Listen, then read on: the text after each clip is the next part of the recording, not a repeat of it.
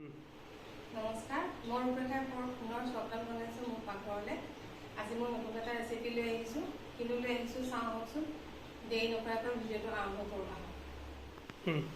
আজি মই মাছ বনাবলৈ লৈছোঁ। এইখিনি হৈছে কচ মাছ। মই অলৰেডি ফ্ৰাই কৰি থৈ দিছোঁ। তাৰ কাৰণে মোক লাগিব পিঁয়াজ। পিঁয়াজখিনি অলপ মিক্সিত পিহি লৈছোঁ।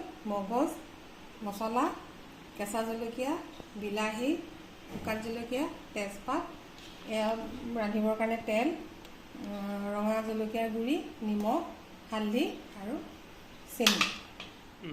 এতিয়া মই প্ৰথমতে তেল অলপ দি লৈছোঁ, মিঠাতেল। এইখিনি মাছ ভজা তেলেই হয়, মই তাতে দি দিছোঁ। তেলখিনি গৰম হ'ল। এতিয়া মই ইয়াত পিহি লোৱা পিঁয়াজখিনি দি লৈছোঁ।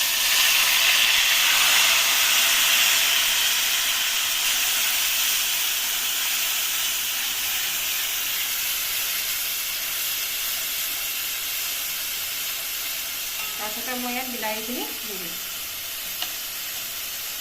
বিলাহী, শুকান জলকীয়া, তেজপাত, গোটেইকেইটা, কেঁচা জলকীয়া আৰু এয়া হৈছে আদা নহৰুৰ পেষ্ট। একেলগে কৰি থোৱা আছে, এতিয়া অকণমান দি দিছোঁ।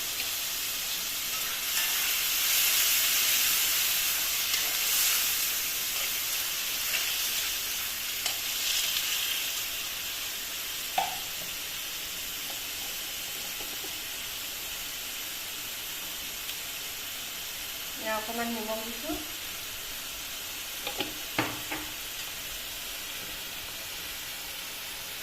হালধি,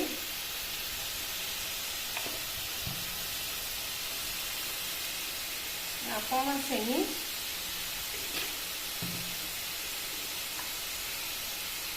আৰু এয়া হৈছে কালাৰৰ কাৰণে জলকীয়া গুড়ি।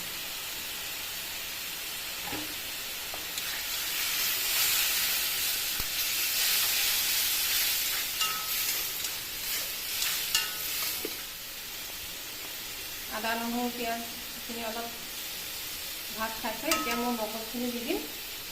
এইখিনি মগজ মিক্সিত পিহি লৈছোঁ ভালকৈ।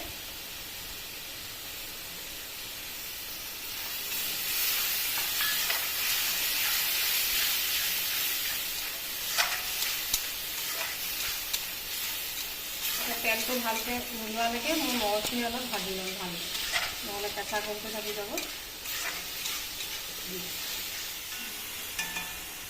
ইয়াত মই এতিয়া অকণমান মছলা গুড়ি দিছোঁ, ফিছ মছলা।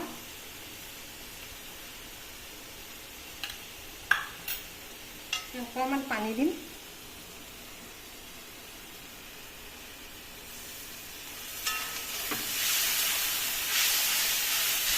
পানী দি পেলাই ভালকৈ লৰাই মছলাখিনি অকণমান ভাজ খাব দিম। এতিয়া আমাৰ মছলাখিনি ভালকৈ ভাজ খালে, এতিয়া মই ইয়াত অকণমান পানী দিম।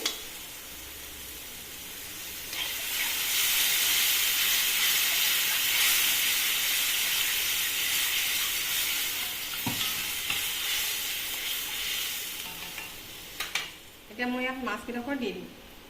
মই ইয়াত 4 টুকুৰা মাছ দিছোঁ।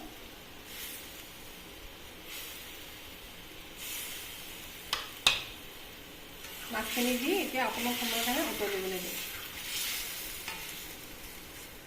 অতি সোনকালে হোৱা এটা ৰেচিপি।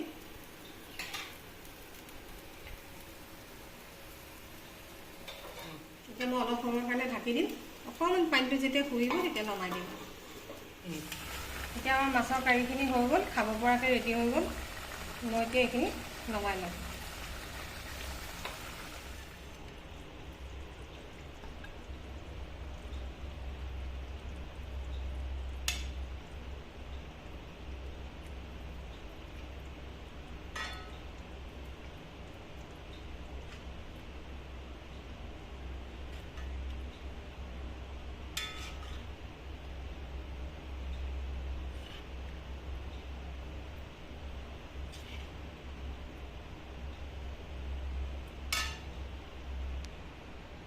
এইখিনি আমাৰ মাছৰ কাৰী ৰেডি হৈ গ'ল। মই এতিয়া ওপৰতে অকণমান মান ধনিয়া ছটিয়াই দিছোঁ।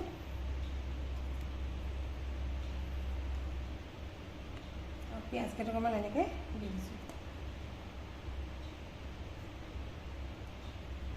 এইটো মাছৰ কাৰী বেছি সময় নালাগে, খুব বেছি 10 মিনিট 15 মিনিটমান লাগে। অতি সোনকালে হোৱা সহজ এটা ৰেচিপি।